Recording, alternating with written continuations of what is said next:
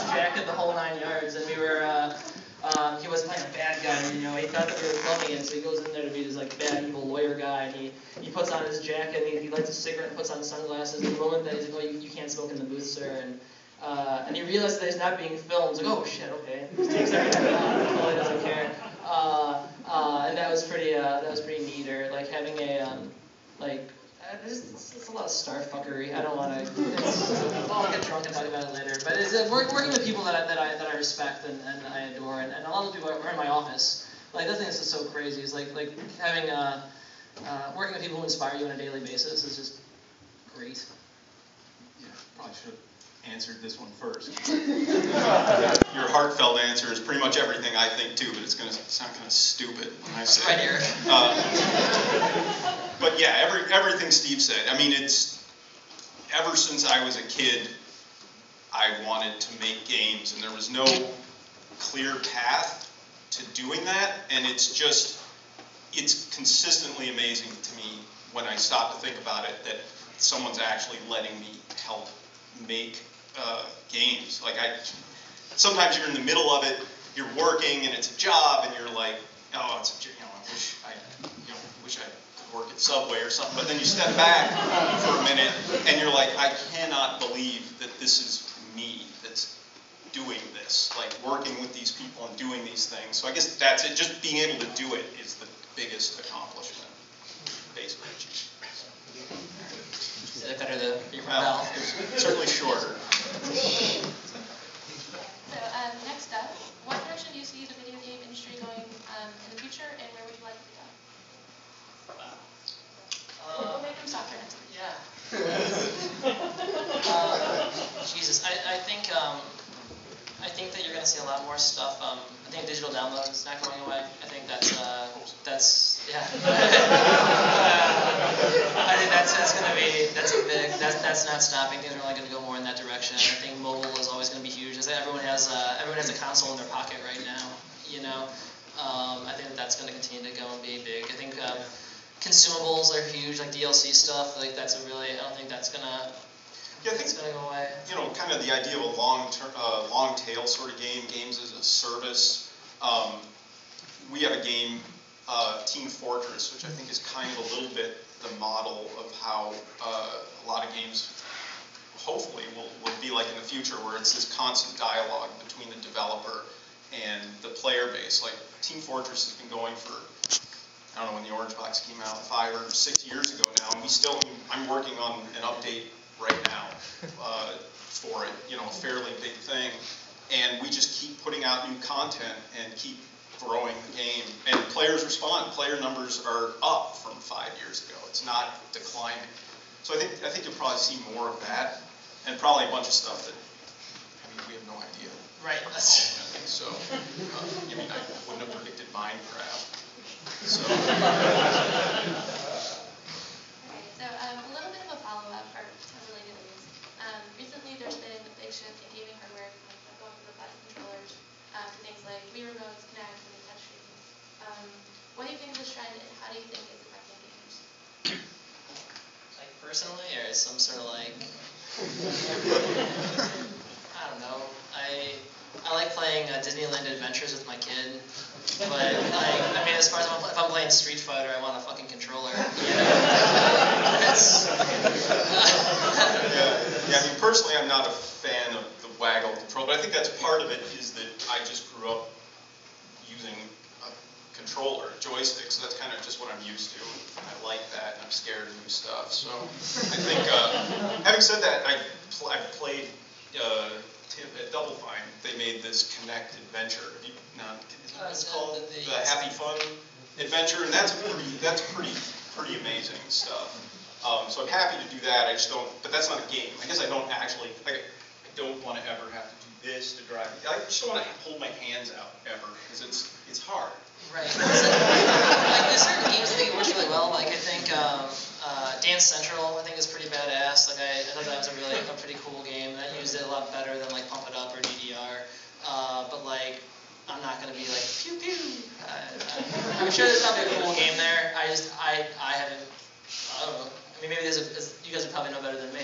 But I'm sure there's something cool that can be done with it. I don't know what that is right Yeah, as long as my hands are on my lap. Right. Not moving. I just feel stupid talking to my TV. Like, you can go and, like, have... Yeah, I will that, say that. That fucking pisses me There's off. a line in the sand. I'm not gonna... Xbox, Netflix, what the fuck, am I on the Enterprise? I don't know.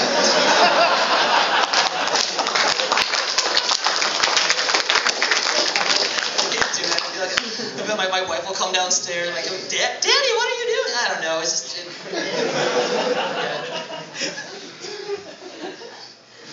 Okay, so we have a Portal-specific question. How much of Portal was designed to fit alongside Half-Life's universe, and how much was just added after the fact? Wait, say it again? How much of Portal was designed to fit alongside Half-Life's universe, and how much was added separately? It was, excuse me, hold on. It was designed sort of from the beginning to be a piece of the Half-Life universe, and some of that just rose out of the fact that when we were working on Portal 1, it was a group of, they were basically kids from a local game college called DigiPen, and then they threw me in with them. But we didn't have a big enough team to make our own art assets, so we were reusing, 90% of the art was from Half-Life, so it just kind of made sense to try and put it in that universe. And then, having said that, we tried to put it in like a bubble. We sort of think of Portal as existing in Aperture Science, which is this underground facility that just kind of anything can happen there, but it's all constrained to this underground facility. So it doesn't necessarily need to intrude too much on the Half-Life universe. Okay, and then Steve, one for you. So between, human shields and dildo bats, Saints Row is a pretty over-the-top franchise. Were there any ideas that were caught for being too extreme?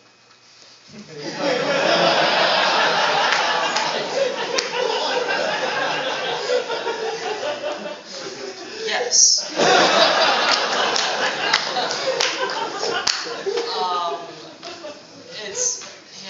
Some of them I can't say because I'm being taped.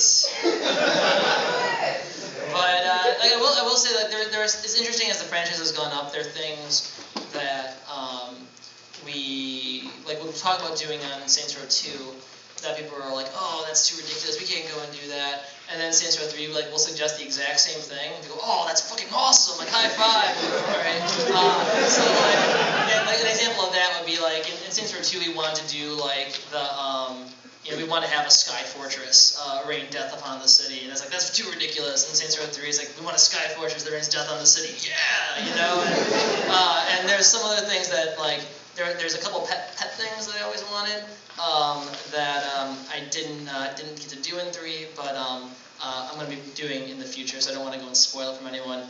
I will say something that didn't survive Saints Row 3 that I wish kind of did. There used to be a subplot about the Saints wanting to go and do various acts of theater, and so there was like a whole like subplot about a doll's house and about Ibsen and all this other like theater nerdery.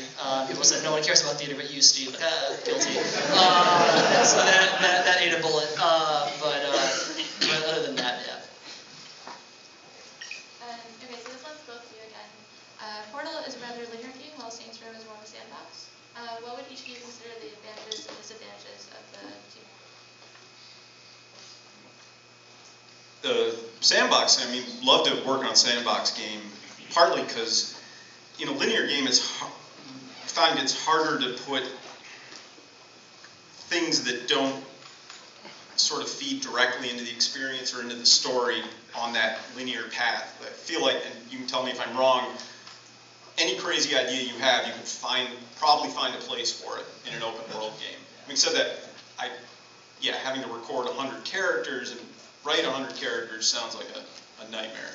It's a bit much sometimes, but the linear thing I think that we miss out on is that you are able to carefully craft and manicure moments that you're guaranteed that people are going to go and experience. You know they're going to encounter something on that journey, whereas a lot of times we go and put things out there and we don't know how much of it will be unseen content versus things that they go through, and also because it's a lot of times in linear games, you can go and do a little more smoke and mirrors than you can in open world games. You have to go and create things for people approaching it from a bunch of different angles. Whereas if I know that you're only coming, it's easy to make a linear game look better than an open world game because you're controlling what they can go and see at one point in time. So you don't have to worry about draw distance as much sometimes. And there's just little technical doodads that we kind of have to go and play soft and loose. That's why traditionally open world games don't look as pretty as, say, Gears 3, you know, or like other open world games that do look good rely on using lighting to go and cover up some of their problems. Like Skyrim's a great example where if you like their facial in Skyrim's really not that good, but you don't care because you're impressed by the awe and spectacle of how amazing Skyrim is. You know what I mean? Like you look at those vista shots and everything, and you're so blown away that you don't focus on body animation because they don't need that. They don't need to go and put as much effort into that because they're not selling it as a real tight experience. It's about this broad swath of things, and I think missing that specificity can be a...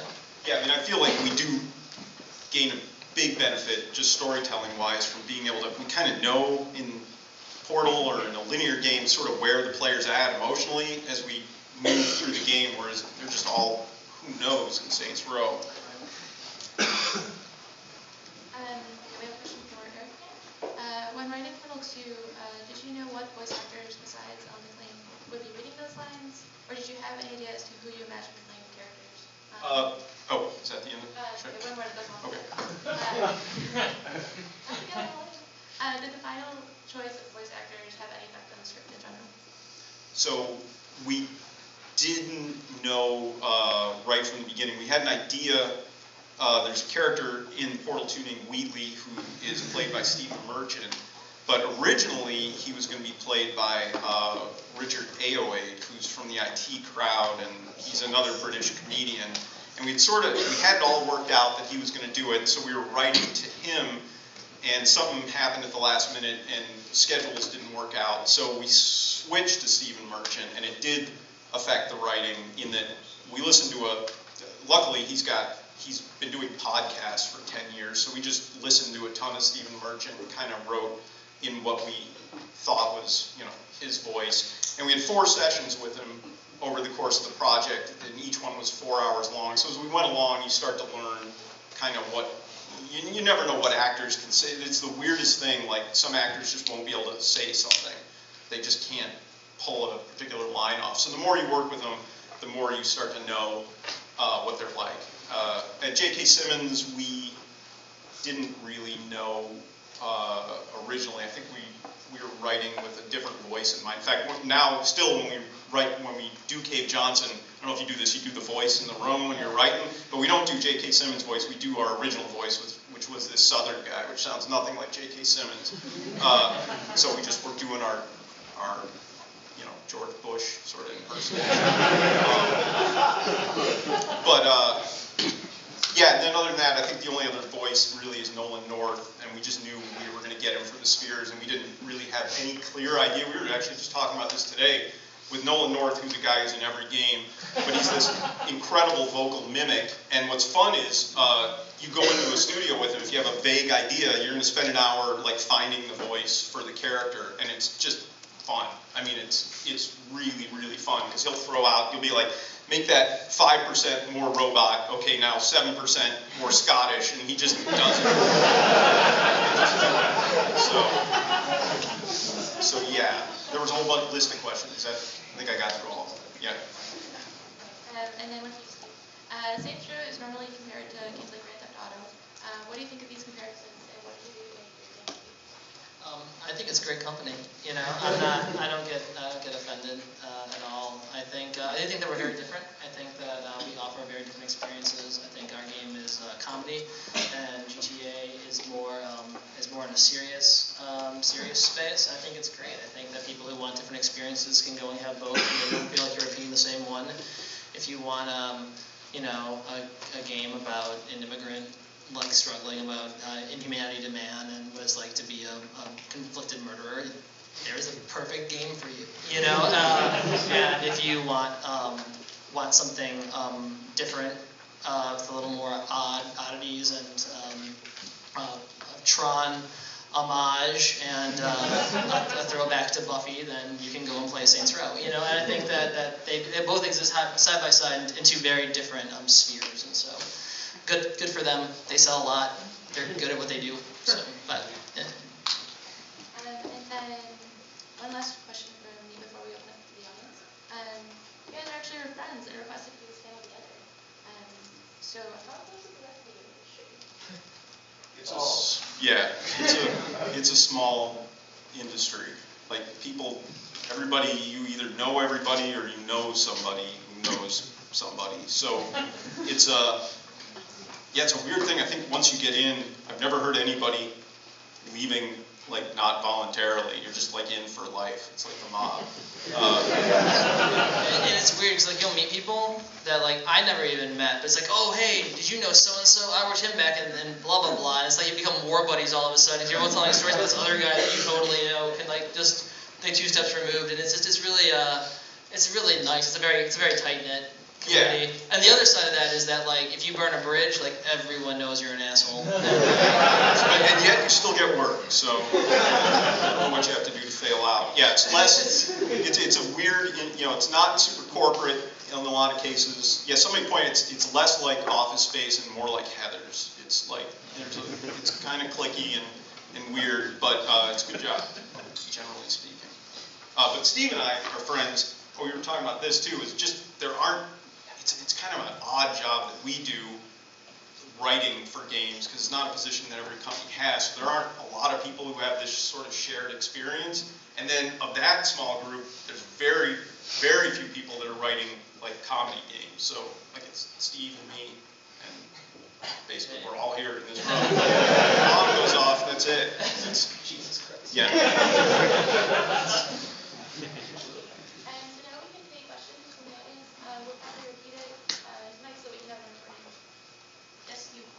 I 2 questions. First for Eric, is it true that Valve can't count to 3?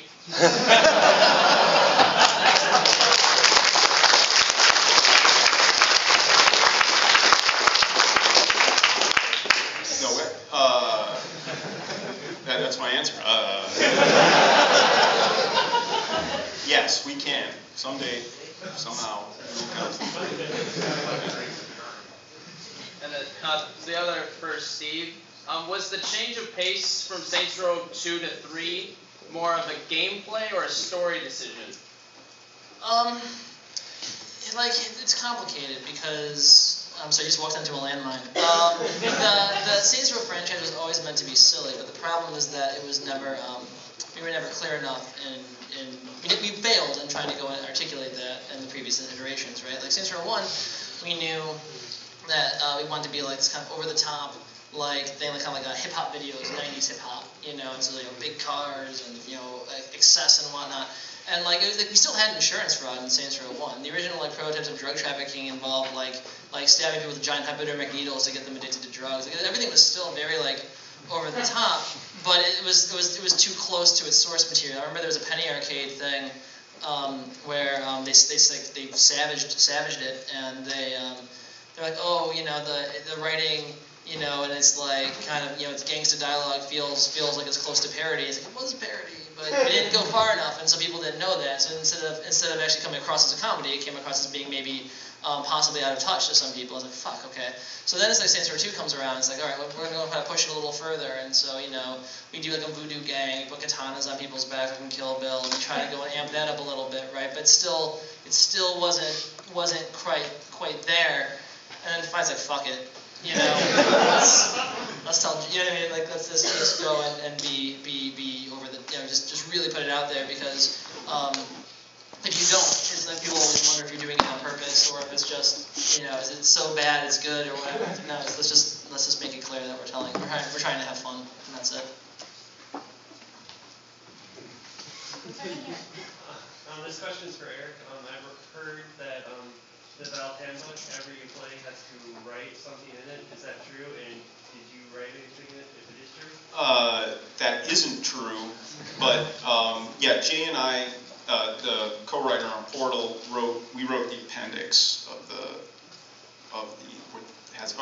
glossary. But I don't know. Nobody has to. You don't have to. You don't have to do anything. Nobody's your boss at Valve. It's almost like a trick question. When each of you get a question, can you repeat it into the mic and answer it, just so that we can... Sorry. Oh, no, I didn't... Are you judging me?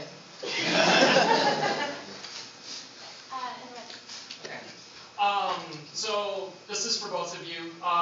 Writing the campaign versus writing DLC for you, or writing like a long-term support game like Team Fortress 2, how do you both prepare for later iterations of your story, and then how do you manage to add on to a story that you've already written? Do you have a different process for that? So the question is. Oh, yeah. She'll cut you. The question was how do you go and prepare for like a long tail game or DLC or right? What do you do to go and get ready for that? Is that? Yeah. Okay. So a lot of it's just looking for, you're usually so pressed for time trying to get the initial thing out that you may put a few hints in there, but if you have some outstanding gags, they're going in the game because you're desperate for stuff by the end. So usually it's looking, at least for us, it's looking at what's there and figuring out, there's always some opportunity to move it forward.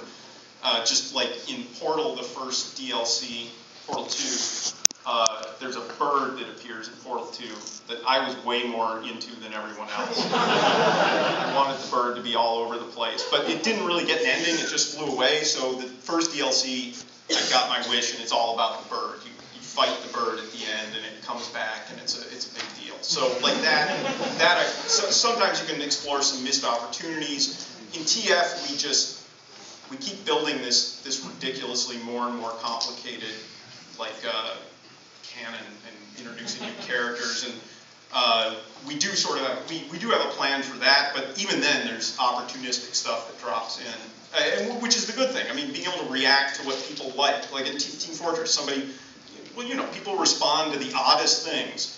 In Left 4 Dead, did I think when we were recording Lewis saying pills here? Was I like, that's it? Like, we're going home for the day. This is it. People like pills here. I don't know why. You can't predict that stuff. Yeah, he pretty much said it better. You win this round, Mr. Wolpaw. How thoroughly do either of you playtest your worlds, if at all? To see how the story flows and is it as funny or as good as I thought that it would be? I mean, so the question is how often do we playtest our worlds to see if the jokes are working and stuff like that, or just in general. We focus test Evolution a lot. We bring in people to go and look at it, give people's feedback. That's something that we believe in pretty heavily.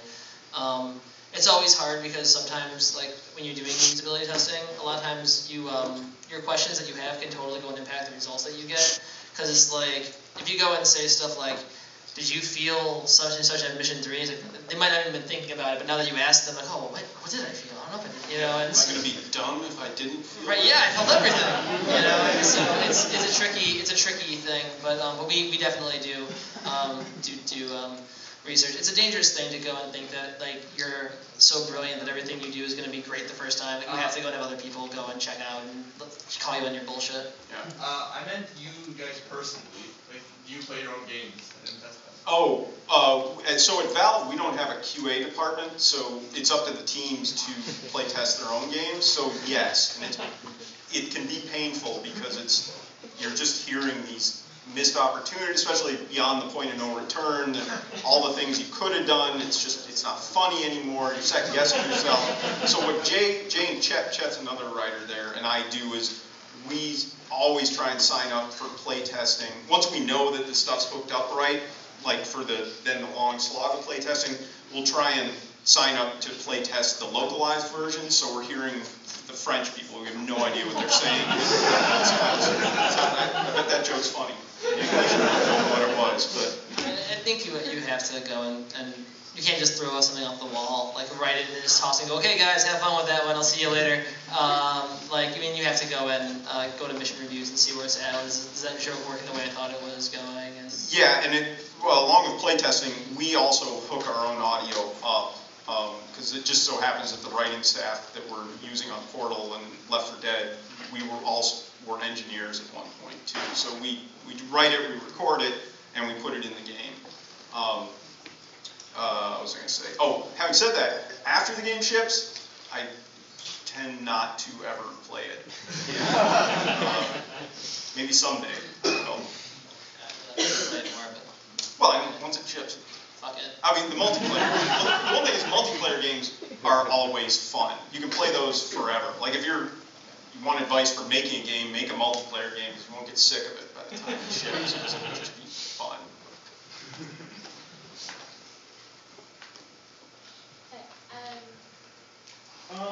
Two questions, one for each of you. For Eric first, what do you think of the phrase hat simulator? What do I think of the phrase hat simulator? It's actually not hat, it's war-themed hat simulator. And I like it. People love the hats. Who would have thought? People like hats. Yes. Okay. So I have a question. What would you say to people who are looking to break into the industry of game writing? Oh, I'll say the question while you're thinking of an answer. What advice would you give, Steve, to people? Oh, good God. It's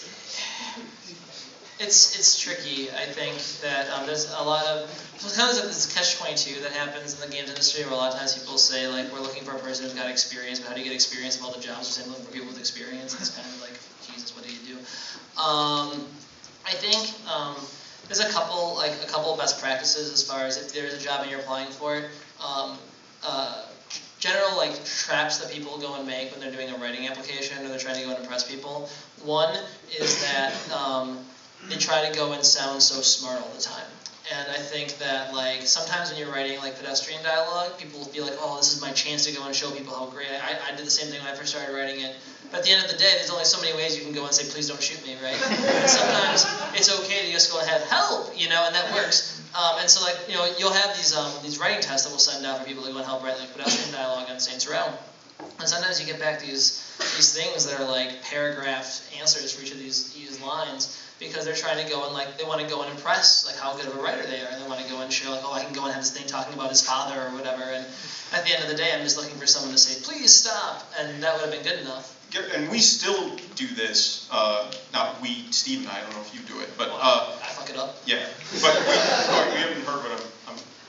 This is. But it's kind of like what you're saying. We underestimate when we're writing. We forget sometimes that there's an art direction to the character. The character looks like something and has a voice. So like, please shoot me from different looking characters with different voices sounds very. Please don't shoot me. It sounds very, very different. So there's that. We also sometimes have a tendency, like if I'm a biker, I'm going to make a lot of lines that reinforce I'm a biker, when you don't really have to do that because he sounds like a biker, he looks like a biker, the context is biker, so he doesn't need to constantly talk about that. The other advice I'd give is just more broadly, doesn't really have anything to do with writing, but has to do with game writing, is get some experience working with actors if you can, because that's a shock to the system. Like, that's a whole other skill that you're going to be asked to do, and it is actually a skill. You think you just go in there and tell them to just act, but it doesn't actually work out that way. And I would also suggest learn some programming, just because it gives you're able to communicate with the people on your team, and you're also potentially able to have a little bit more control over how the story gets deployed in the game. And it's really not that hard to learn. Give yourself a year to screw around with. You don't have to program the physics engine or anything. Just learn some Lua or Squirrel or whatever. And one other thing on that, like there's also lots of venues where you can go and like there's conferences and whatnot where they have like job fairs where people are going and trying to go and do recruiting and whatnot. Like next week in Austin, there's a Game Writers Summit in Texas. And people are going there, and there's a lot of people who are students, people who are trying to go and break in the industry that go there. And one of the number one mistakes that people can go and make at that place, it kind of goes back to what we talked about earlier about like the industry being so close. Is like just don't be a jerk, because. Oh yeah, that kind of goes on. Yeah, don't be a jerk. But it's weird because it seems so common sense, but like it's really true. Like there's people when like they go and come up and try to talk about how great they are, and they want, if you give me this job, I'll blow away anything that's done by Bethesda. Like, okay, that's cool. And then they send you their resume, and it's like, oh, well, all right. Like, do I really want to work with someone who thinks that they're God's gift, And that makes that stays with you. One of the writers at Valve just, I think last week, last week at the Eurogamer Expo, gave a talk about how to give yourself a job in the game industry. And the other thing is, you don't need to, I mean, you can make a game yourself. And at least at Valve, that's one of the best ways to get a job. Like, we're not just going to hire for a position because we need somebody to write some lines for us. Like, you need to actually have made something. But it's not unreasonable to get together with a few people and actually make something amazing. Like, that's the best way to get a job, especially at Valve, but I would say probably anywhere. I mean, you're much more likely to hire someone who did something that blew you away, right? I mean, the first day of any designer interview at Volition is we have them do a presentation about some stuff that they did, you know, and even if it's just like, oh, here's a game I made with Game Maker, here's my little text adventure, it's like, oh, just show us what you did, you know, what have you worked on, what do you know, it's just nice. Yeah, I mean, everybody we've ever hired has been, on the writing side, has been because they've done something where one or more of the writers were like, we cannot ignore this person. Like, make it so we can't not hire you. I mean, that sounds kind of stupid, but just do something great. Do something. Yeah, do something. So let's take one question from there, and then we'll move over to the stairs. So my question is regarding like the narrative structure of video games versus like other traditional mediums. I'm sure there's lots of freedoms or restrictions that you have in video games since you have to interact with the player. So what sort of freedom and restrictions are there? So the question was about narrative structure within games as opposed to other forms of media. And games, I think one of the problems that used to be, well, it's painful, but a lot of times you have to be very didactic in games. So like a lot of the reasons why in games, if you have you have a cutscene to talk about what you have to go and do, and then once you're in gameplay, they kind of repeat a similar thing to what you just saw in the cutscene, is because if the person buttoned through all the cutscenes, you still have to know what they're supposed to go and do. So they have to go and reinforce that. Or conversely, you don't know, if you're watching a movie, you know, it's safe to assume that they saw the beginning of the movie, the middle of the movie, before they got to the end of the movie. But when you're playing a game, you don't know if they played for a day, you know, they play it all in one time, did they go and they stop and go on a vacation, did they come back, you know, what have they done in between that? And so a lot of your time you have to go and kind of reinforce where you're at, because you're not sure where the user has been between the moment they were playing and the next moment. Yeah, and it's kind of like writing. The writing is more front and center, I think, in a movie or a TV show, and in a game, I was thinking of it more as like a soundtrack. It's there to sort of enhance what's going on. The narrative is there to make the gameplay better, to provide some context and make you feel, kind of like music helps tell you how to feel about a certain thing. I kind of feel the same way about a story in a game. And shorter is better, right? As short as you possibly can. I mean, it's always probably good advice, but better advice even writing for a game. On Saints Row 1, that was like one of the first cutscenes that I wrote, and I was really excited about it. And my producer looks at it and goes, "Steve, what the hell did you do?" I'm like, "What do you mean? It's this good monologue." I was like, "Steve, you wrote a full-page monologue." I'm like, "Yeah, like it's great." And he's like, yeah, you have 4 lines, because otherwise you're gonna be staring at this dude talking for, you know what I mean, like 2 minutes, and no one wants to go and, you know what I mean, like that's right. That's not what you want. You can get around it by just having a character follow you around and babble constantly. That's great.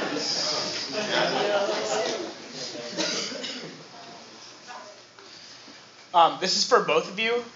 Who is your favorite character that you've written and why? Who is my favorite character? I'm trying to think. There's one of the cores at the end of Portal 2, there's this adventure core. It's this completely impotent thing that he's just a ball. He's literally a ball that can't do anything, but he's kind of filled with a lot of optimism and self-confidence. I like that guy a lot. So yeah, I guess right now maybe he's my favorite.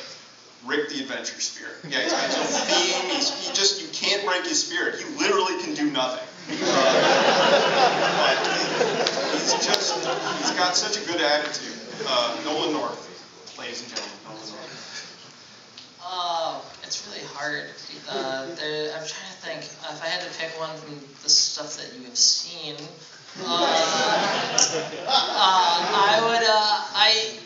I really like Josh Burke a lot. He's like this douchebag actor guy in Saints Row 3, and I really, not necessarily even Josh's lines so much as I liked writing him as Nightblade. Like I liked writing the Nightblade radio drama, and so that was just always fun to go and just be like offensively overwrought, and so that always made me smile. What kinds of issues do you run into when trying to convey your story to developers? What kind of issues do we run into when we're trying to convey the story to developers? Well, so I'm not, the hierarchy is a little bit squishy at Valve, so everybody's sort of developing, but you still have to pitch your ideas. Part of it is just being confident about it. I mean, so I would also, in terms of being a game writer, I'd also suggest you take some acting lessons along with learning to direct, because you need to be on. You need to sell that idea. Like if you're in there and you're like mumbling, you're not sure yourself what this idea you're pitching, nobody else is going to want to do it. So be confident, be able to pitch it, take people's feedback. The thing is, too, working with developers is you're writing this thing and you're making a ton of work for people that you work with and like, and you're potentially giving them months of work. So you just want to make sure that everybody's on board with the idea and that it makes sense. You just don't want to send people. You can mock it up a little bit and then play test it and see if it's working. But I guess besides selling it, also be honest with yourself. Be willing to let these things go. Because there's going to be a bunch of stuff that, even if you're sure it's going to work down the road, if you push every single one of those, you are making a ton of work for people, and you're going to be wrong a lot of the time. What is your favorite thing in the games you've written that people haven't really noticed? What is, again, Steve's favorite thing that people haven't noticed? It's really nerdy. There's two that stand out to me. First one is that I'm a giant fucking nerd, and so in Saints Row 2 we had these like action nodes where people could go and just do things in the background, like do like do yoga or tai chi or whatever. And one of the ambient things that you could go and have people do is go and play rock, paper, scissors, but all their lines are talking about vampire LARP. Just rock, paper, scissors. And so I had this little like subplot about people doing this vampire LARP in Saints Row 2, and that made me really happy. And the other one, and this is going even like deeper nerds, like theater nerd shit. And since Josh Berg has a line where you're grabbing him, as you abduct him as a human shield in one of the missions, and you're escaping with him. And at one point he says, "All right, guys, this is classic Boal." And Augusto Boal was a guy who performed. Who's the founder of Theater for the Oppressed, which is this big social issues theater movement. And so the idea that like this guy's in the middle of this gunfight talking about this big social issues theater thing always made me smile, but no one's gonna fucking. That's for me. That's my thing. Yeah, there's almost nothing we hide in the games that people don't find because they make lots of connections that we didn't even play. So it's hard to even catch up with them. Like, there's a character in Portal 2 named Carolyn, and we just needed a name, and Jay's mom's name's Carolyn, so we were like, okay, Carolyn. And then it turns out that Carolyn means free man. So...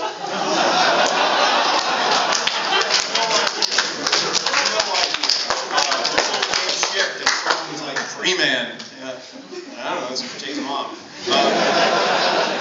One thing that nobody really ever seems to pick up on, and it's not really that big a deal, and it's pretty obscure, is that Jay and I are big Louis L'Amour fans. He's a guy who wrote Western novels in the 50s, 60s, and 70s. And if you look, like 90% of the characters we made are all taken from Louis L'Amour books, like their names. It's not entertaining, but interesting. Not even that interesting. But they're Augusto Boal, you yeah. Okay, so this kind of goes with what you just answered. Earlier you mentioned the pills here. You weren't expecting that to really catch on. What's like the weirdest in like any game you worked on, both of you guys? What's the weirdest thing that ever caught on? You're just like, what's the weirdest thing that caught on? I mean, pills here is up there. I'm trying to think what else catches on.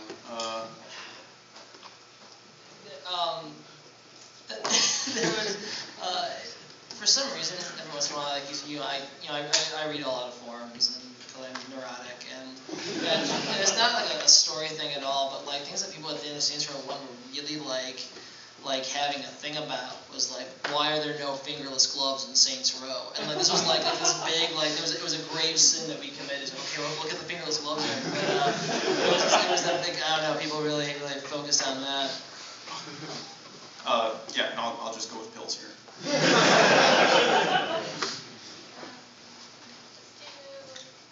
the way back. I have two questions for Eric. One, if Psychonauts 2 were to get funded, would you be able to work on it, or would it conflict with your work at Valve? If Psychonauts 2 got funded, would I be able to work on it? You know, Valve's pretty good about that stuff. I'm sure they would let me take a sabbatical to do it. I don't know how long it would take. And also, you know, Tim would have to, I don't think I could just show up and be like, hey guys, I'm working here now. I mean, I would love to do it if the opportunity presented itself. So, yes, I think it would be possible. The other one is, can you unveil anything about the Halloween update of Team Fortress 2? I cannot, other than there will be a Halloween update of Team Fortress 2. Yeah! Woo! Coming soon, and it probably will involve a hat. Yes.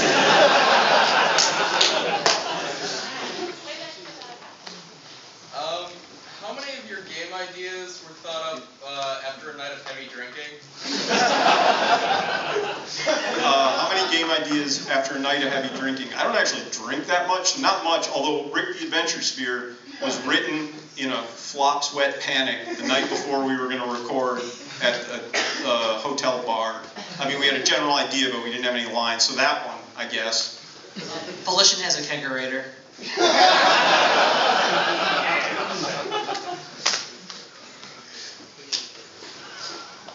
Okay, so Valve, from what you said, is very pushing hierarchy. They don't have any bosses or anything. So what do you do how do you stop people from all coming up with their own ideas and spreading themselves too thin?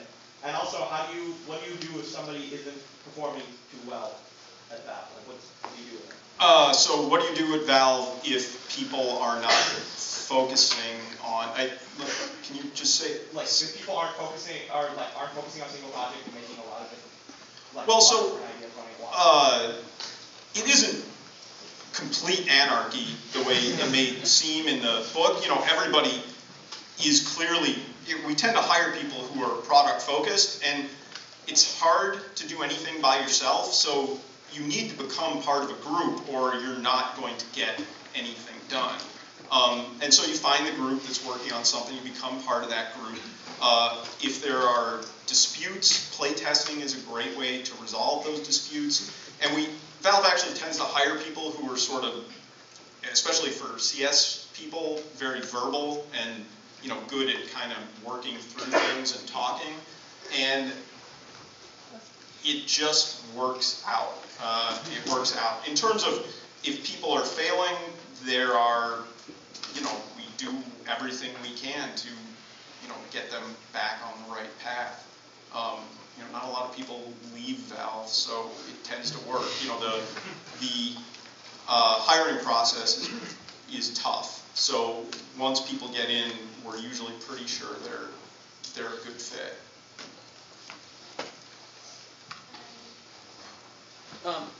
Kind of a two-part question. As AAA developer writers, first, what are your thoughts on the Mass Effect 3 endings? And secondly, what's your thought on how kind of, I guess, poorly it was the public reception was handled, i.e. them going back and re-releasing the extended cut? So what do we think about the Mass Effect 3 ending? Steve has actually told me what a big Mass Effect fan he is. I have not actually played it, but I will tell you from writing that endings are a bitch. They are hard to do. Pretty easy to start your story, very difficult to end it. And so with that said, on to you, Steve. So there's a couple. So a couple things. One, Mass Effect 2 is actually my favorite game on the this console generation. I love it more than Cake. I'm a big fan of it, and possibly my daughter. But possibly, there. Mass Effect 3, first of all, the ending didn't bother me in Mass Effect 3. The other 40 hours before the ending did. So, like, my gripe with Mass Effect 3 isn't the ending. It's a lot of other, I can go off that for a dark place for a while. But the ending didn't bother me. I think that, as a developer, I think it's kind of a bummer that they felt the need to go and have to go and patch their ending. I don't know. It just seems kind of, you spend a lot of time trying to go and tell a thing, and you do it, and people hate it so much that you feel compelled to go and issue a patch. It seems kind of shitty. Yeah, I mean, I didn't really. I should have followed the story more. Did it work when they patched the ending? Were people happy, or were they just more angry? To qualify, after watching the Escapist Expo panel, they frequently made the point of, by going back and fixing it, they showed that they weren't as committed to it as maybe they should have been. Like, a lot of games receive gripe for their endings, but they stick with it anyway. Right. But in this case, they went back and fixed it. It kind of showed a kind of lack of faith in the endings. Yeah, I mean, like I said, the problem for me is like that. Fucking Mass Effect 3. Like, I'm not an objective person to answer that question. And neither one of us then, because I truly haven't played it, and I don't know what they're.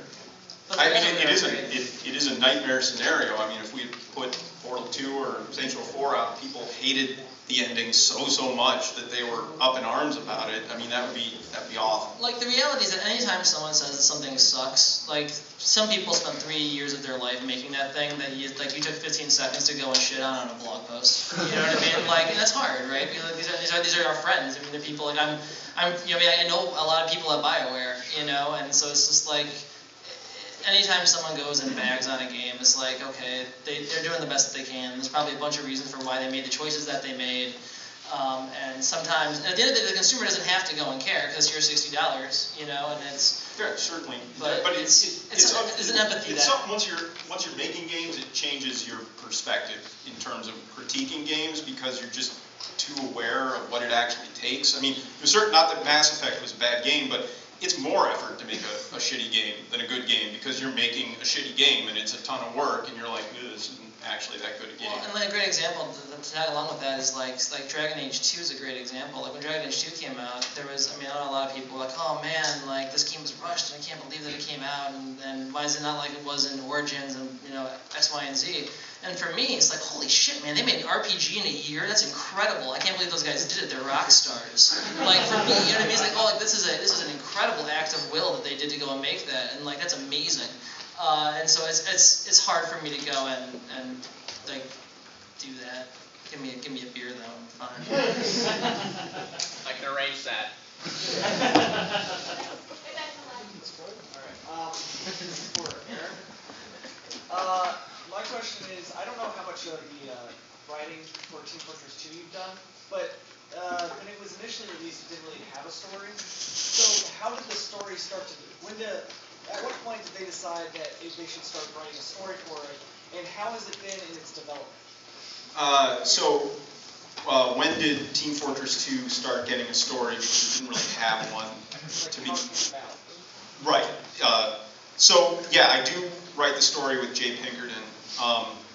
And a lot of it is just finding entertaining ways to, you know, we want to present an update, we want to introduce some new thing, and we don't just want to say, here's this new thing, we'd like to try and fictionalize it. And so we just started doing that, and people responded to it, and they liked it, and so we just kept going with that, and we kept getting this more and more complicated story. And at some point, we were just invested in the story of Team Fortress 2, and we really enjoy working on it. So it's this evolving thing. You know, Jay's a big comic book fan, and you know, we were able to get comic book artists and start doing comics, and you know, we just found all these story delivery devices for Team Fortress 2, and we found that they helped people enjoy the updates, basically, even though they existed outside the game. Providing that context really, maybe not everybody playing Team Fortress 2, but a lot of the player base also came along and started to get invested in the story and the presentation of the updates. Alright, Alright, so as may have been discussed earlier in the panel, I've been really I'm not sure. Telling a story through the game mechanics, through gameplay.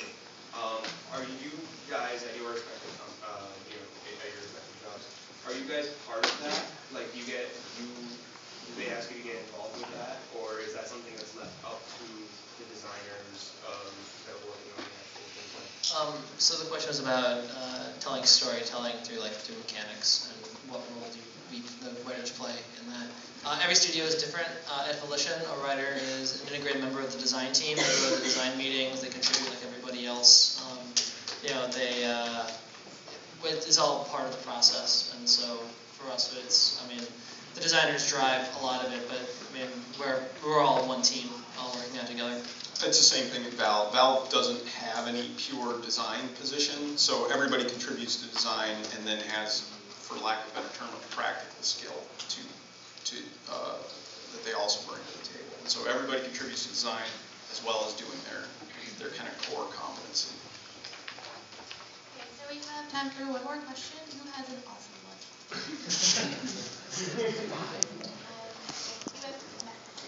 As game writers yourselves, what game or games really impressed you the most and stand out? What games impressed us as game writers? There's a huge list of them. Everything Schaefer does is pretty great. But recently, last year, Driver of San Francisco, I was really impressed with, because I kind of went in thinking, hey, it's just sort of a game writing nightmare scenario in that it's going to be this sort of hard-edged car chase game, but also has this weird mechanic where you're in a coma the whole time and you can float around like a ghost. Also, you can't leave the car, and they still need to tell a compelling story, and they did it, I thought. I thought they told a really great story, given all these crazy constraints, like more constraints than you would normally have in a game. So recently, that would be an example. The games in recent memory, I like Portal. Also Saints Row is pretty good too. That really pop out as well, though. I do love Mass Effect 2. I think Mass Effect 2 did a great job in building up a mission and letting you try to go and get you excited about your final goal and really give a sense of connection with your teammates and push that forward. I think The Darkness was incredibly successful in giving a sense of loss and making you go and really care about your girlfriend. There's this great scene in the Darkness where, I don't know if you ever played it, there's, you go and, it's a game about mobsters and possessed with the demon, and you eat hearts and shit, but you go to your girlfriend's house and it's your birthday and she gives you a little cupcake or whatever, and you sit down and you watch To Kill a Mockingbird, and they actually have it playing on Big Bang Hit, so it's kind of cool. Yeah, whole movie. And you sit down, as you're sitting down, your girlfriend kind of goes and cuddles up with you, and you put your arm around her, and she kind of puts her head on your lap, and she kind of falls asleep, and as you're cuddling there, you have a couple odd questions. Oh, how are you doing? How's your birthday? And just inane conversation with your girlfriend. And then at one point, a dialogue option comes up, and one of them is tell her that you love her. And so you go and you pick it. You go, oh hey Jenny. Never mind, I'll tell you later. And I'm like, holy shit, that's awesome. And so you do that, right? And then that moment when she gets put in danger, in jeopardy, oh my god, I have to save her. This is my girlfriend. I love her and I'm gonna go and protect her. And it was so evocative. It really pulled me in. And I hook, line, and sinker. I was a big fan. Prince of Persia's badass.